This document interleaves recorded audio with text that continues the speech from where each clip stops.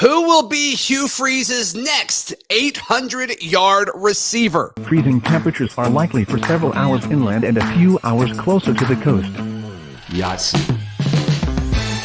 You are Locked On Auburn, your daily podcast on the Auburn Tigers.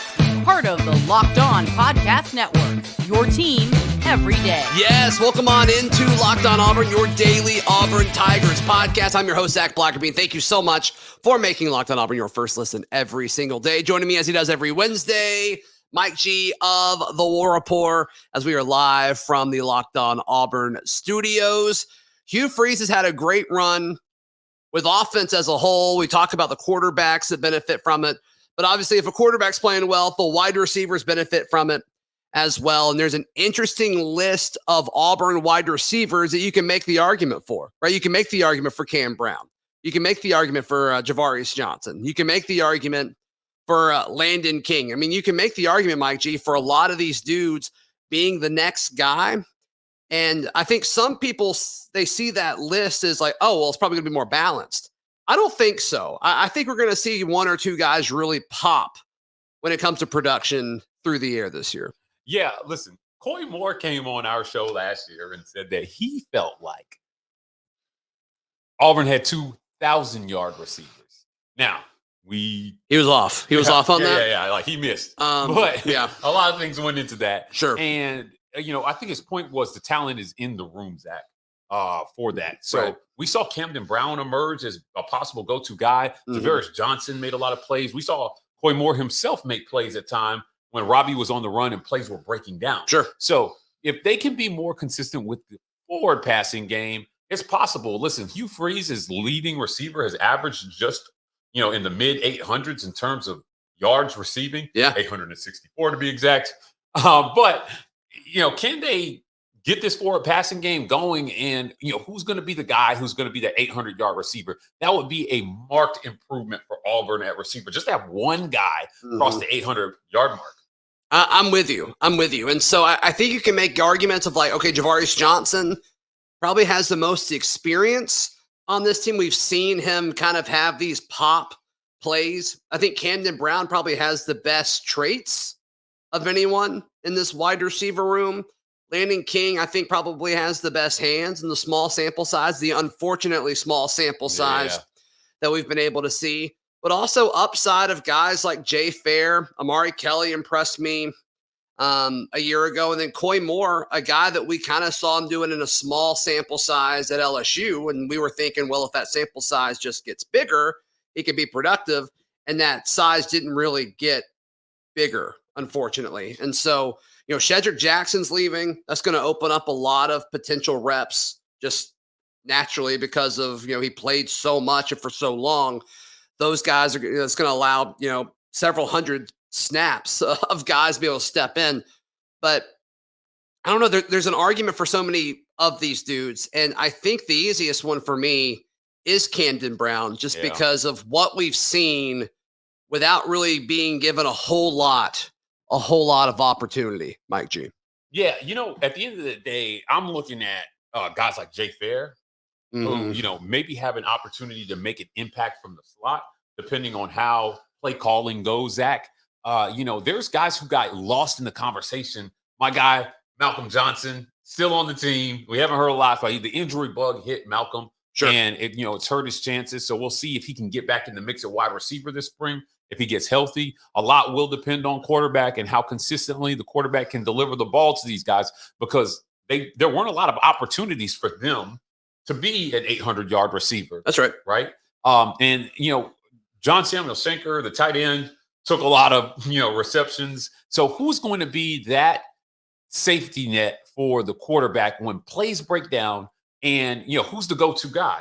We identify Camden Brown as potentially a good jump ball guy. Is he going to go up and be able to get 50-50 balls for the quarterback? And then who's going to be that burner? Javarius Johnson was consistently that guy that got behind the defense and in the slot made too. Plays. In the slot, does Hugh Freeze view these receivers as the same thing? Because that's kind of what we said about this receiver room is like, oh my gosh, there's so many slot guys. Right. Even when Koy Moore announced he was transferring from LSU to Auburn, it's like, is this just another slot dude? And we saw him play more outside a little bit. That Malcolm Johnson, the two of them kind of battle for that spot throughout fall camp.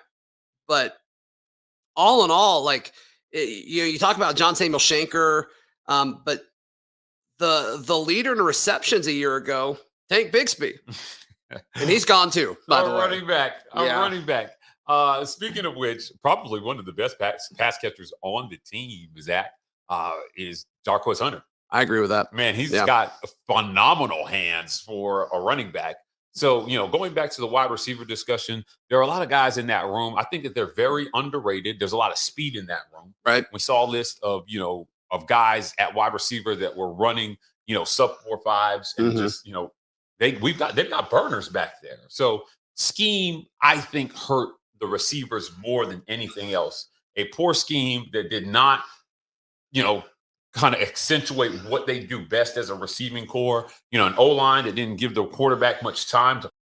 Yeah. There were just a lot of things there that hopefully Hugh Freeze can improve on. O-line probably being at the top of the list, because if the quarterback doesn't have time to find a receiver, a lot of things go wrong. Yeah, I mean, you need a lot of things to go right when you complete and have an efficient passing game. Scheme is a big part of it. Offensive line is a big part of it. Quarterback accuracy is a big part of it. And then you've got to get open as a receiver. And and then obviously catch the football, which Auburn's had some battles with. So, the question at the top of the show, who is Auburn's next 800-yard receiver? I'll go first. Okay. I think it's Camden Brown. All right. I think it's Camden Brown. I think he's going to be so effective on the outside of the field. And we've seen Hugh Freeze have such success with big-bodied receivers on the outside of the field. I think Camden Brown is a prototype of what Hugh Freeze would want. Yeah, I'm going with Koy Moore. I like his game. I like it too. I like his game. Now, let me tell you something. Auburn has done a poor job, I think, at receiver in general over the last few years. We're not wide receiver yet. Historically. I mean, not even like the last few years, not even the last decade. Like, we don't have a whole lot of like really solid receiver play. Yeah. The last guy that even sniffed 1,000 yards was Darvin Adams. He was close. Yeah. I mean, it's like 997. I think. It was like 3 or 4 yards out. And right. 200 plus of those yards came in the SEC championship game. Right. So, sure. I mean, he had a prolific game that game. But I'm looking at Koy Moore, and I think that LSU has done a much better job identifying top receiver. I mean, they were overflowing with talent in the wide receiver room the last few years. So I think that he has a chance to be a guy. He's got more on-field experience than a lot of the guys that Auburn currently has that they're sitting behind him. If the scheme allows, if the opportunities are there, I'm looking at Koy Moore to have an 800 to 1,000-yard season if Auburn can get the forward passing game going this year. It'd be huge. All right, I want to look at last year's numbers. Who improves? Who takes a step back? I think we're going to agree on a lot of improvement across the board. Today's show brought to you by our friends at FanDuel. We're really excited about our new sports betting partner across Locked On because they're the number one sports book in America, FanDuel. And if you're new to FanDuel, it's even better because they have so many great features that make betting on sports fun and easy. For new customers, you can join today and get started with $150 in free bets guaranteed when you place your first $5 bet. I'll take it. If it only takes $5, you get $150. That's a pretty good deal. That's a pretty good deal. Plus, you can even combine your bets for a chance at a bigger payout with same-game parlays. So all you have to do is go to FanDuel and use promo code Locked On. So FanDuel.com/Locked On. That's it. That's all you've got to do. Make every moment more with FanDuel, official sportsbook partner of the NFL. All right, looking at last year, we mentioned Tank already. So obviously he's not going to outperform what he did last year because he's not on the team anymore. So Javarius Johnson leading the way for Auburn in receiving yards. He had 493 a year ago, 26 catches for 493. Does he outperform that in 2023? I think so. Listen, the passing game was prolifically anemic last year. It was bad. It was bad. So your leading receiver, I just think it was funny when Kobe Hudson left, everybody was like, oh no, how are we going to replace 500 yards? Like, we're never going to have a 500-yard receiver again. But Javarius Johnson, I think I think he proved he can be a go-to guy. Yeah. I mean, he had 26 receptions last year. And I think they find him more. I think they find him more this year. I'm looking for him to have a 40 reception season. Okay. Right. And I'm looking for him to, make more big plays down the field and chunk yards. So he averaged 19 a catch. That's not a bad again. That's got to come. That's got to come down, right? Yeah, probably. But opportunities. Right? Yeah. 26 catches. He wasn't targeted a ton. Right. But he made the most of the targets that he got. Mm-hmm. So you can't ask much more of him. I think in a better scheme, again, where you're scheming guys open, you see him have a bigger season. All right. And then Koy Moore was second in receiving last year, 314. Sounds like you think he will be more than that. Yeah, I think he can make an astronomical jump. So you've got Johnson at the slot. You got Koy outside. I do have Koy outside. And then Camden on the other side. Correct. Is that kind of what you're thinking? I think those are your guys right now. Now, anything can happen in the spring. So this is fall. Yeah, I mean, we got a while till we play football. Right. So. This is our way too early outlook on wide receiver. Right. So I reserve the right to be 100% wrong about this and delete this episode. No. The internet is forever, my friend. No. Jarquez Hunter was third last year in receiving yards with 224. I bet he's around the same. I'll say he gets a hair more, but I think he's around the same. Jedrick Jackson not coming back. John Samuel not coming back. Next up is Camden Brown after Tank with 123. Obviously, I think he's more. I think he's got a chance to be Auburn's leading receiver. I think he's got a chance to be on some all SEC teams. I think Camden Brown has a chance to be one of the best Auburn wide receivers that we've seen in a minute. Right. So when you look at what Tank Bigsby did last year, 30 receptions, I think more of those receptions go to receivers this year rather than safety valve dump offs to the running back. Yeah, like Jarquez had 17. That's probably about however many he needs. Yeah, I mean, a lot of those passes were like almost lateral passes where, it's like, let's do a quick out or something. Right. And even those weren't super accurate. So, if we went back and looked at the numbers, a lot of those ended up incomplete anyway. Again, the forward pass has to be a thing at Auburn University in 2023. And Robbie's touch on screens, that just got to improve. That just wasn't great. So really the running backs would have more, especially Tank. But yeah, Robbie just really struggled with that. I don't know why. Yeah, short to intermediate passes was definitely the weakness in his game. And in golf, we have a thing. Like everybody's in love with the driver. It's the sexy club, right? Yeah, how far can you hit it? Right. Yeah. But the truth is more strokes are lost in and around the green with the putter than anything. So if you can't putt, you're not going to be good at golf.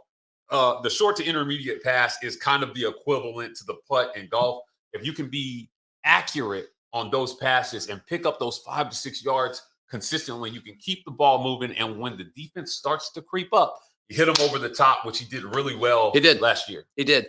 Yeah, which there was a lot of defenses crowding the box because that was all Auburn could do on offense. Which receiver do you think it hurts the most if Robby doesn't take that next step in the short to intermediate passing route? Do you think it hurts Javaris Johnson or Koy Moore? I actually think that some of the up-and-coming guys that I expect to play, like Jay Fair, I think it hurts these guys when they get in the game if he doesn't take the next step in those short to intermediate passes, because those guys are going to get limited opportunities to get into the game and make an impact. And if you can't be accurate when those guys get into the game, it's going to be hard to see what Auburn has behind those ones. So you've mentioned Jay Fair a few times. Are you higher on Jay Fair than Amari Kelly? Yes, I am. Okay. Are you higher on Jay Fair or Nick Mardner? I'm higher on Jay Fair. Okay. So you like Jay Fair more than the 6'6" transfer coming in? I do. I think that he has got sneaky speed. I'm with you. His high school stuff's ridiculous. Yeah, I think, when you look at the work that he's doing in the offseason, this kid is constantly working. He's the model student athlete, Zach, right? He's doing what he needs to do on and off the field. I think Coach Freeze is going to be in love with Jay Fair. Well, once he gets to know him, if he hasn't already. Do you like Jay Fair or Tarvaris Dawson more? Oh, I'm going Jay Fair.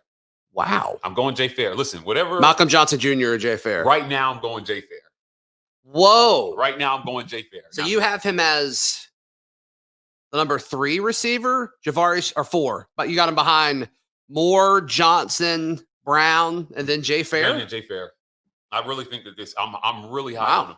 Now, Malcolm's holdback is just injuries. To me, it's injuries. He has been Makes injury sense. prone, and if you can't stay healthy, you can't stay on the field. But I do like him a lot. I just think it's going to be an all-out war this spring. This staff has more to evaluate than you probably want to have, but I think there are a variety of good options there if these guys can stay healthy. So I wouldn't be surprised to see Malcolm reemerge as a threat in this wide receiver race. Yeah. But right now, as it stands right now, you have to put him behind guys like Jake. Okay. So who's throwing the ball to these wide receivers? It certainly matters. You guys had a podcast topic earlier this week. I think y'all are wrong on it. And I want to touch on it in just a moment, right here on Locked On Auburn. Today's show brought to you by our friends at Alumni Hall. I love buying Auburn gear. Mike G loves buying Auburn gear. If you're watching or listening to an Auburn football show in mid to late January, you probably like buying Auburn gear as well. And you need to check out our friends at Alumni Hall. If you're in the Auburn, Opelika, or Huntsville markets, be sure to check out their in-person stores, the old-fashioned brick and mortar. Just type in Alumni Hall in your GPS and it will take you there. But if you're not and you still want to support our friends at Alumni Hall and buy officially licensed Auburn gear, just go to alumnihall.com, whether it's apparel, stuff for your walls, stuff for your office, if you want cool knickknacks for your desk, whatever it is, Alumni Hall has you covered. Once again, their in-person stores, Auburn, Opelika, and Huntsville, and online at alumnihall.com. Earlier in the week, you guys put out an episode discussing if we are overlooking Holden Geriner. And I don't think anyone is. And I want you to tell me otherwise. Okay, so there's a difference I want to clarify between whether coaches are overlooking him and whether fans are overlooking him. Okay. There's been a lot of talk about Robby Ashford. There's been a lot of talk. There was a lot of talk about bringing in a portal QB, right? So a lot of the focus I think there still is. Right? And, they didn't get one. And now you're going into the spring with Robby presumably as your QB1 and Holden Geriner right behind him. Okay. So I personally don't think there's enough talk about Holden Geriner when I say I feel like he's being overlooked. You got to have a solid backup in this league. You have to. So that's not taking a shot at Robby to say he's not going to win the job. But he played hurt. And what if he can't play hurt this season? If he gets hurt, you need a guy to come in and do the job. Now, in our conversations with Robby Ashford, he has been so complimentary of Holden Geriner. He's saying this kid is the next thing, right? He's like, he's going to be really good. He's young, but he's going to be really, really good. Sure. Everybody we've talked to about Holden Geriner has said he's going to be really, really good. Right. And my fear about, all this talk about bringing in a portal QB is that this guy who's going to be really, really good isn't going to sit forever to wait for his turn, right? And I think that I want to see Holden Geriner ball out. I want to see him push Robby Ashford to the brink for the job. And if he's the best man, then I want to see him win it. Right. So I personally don't think there's enough talk about what this guy can do. In part, probably it feels like half the fans wrote him off because the offensive line was so bad. And they just felt like if we put him out there, he's going to be a sitting duck. And this is going to be a new look offensive line. If they get that together, he's a real factor in this race. Yeah, I mean, his throwing mechanics are beautiful. I mean, the way the ball leaves his hand is great.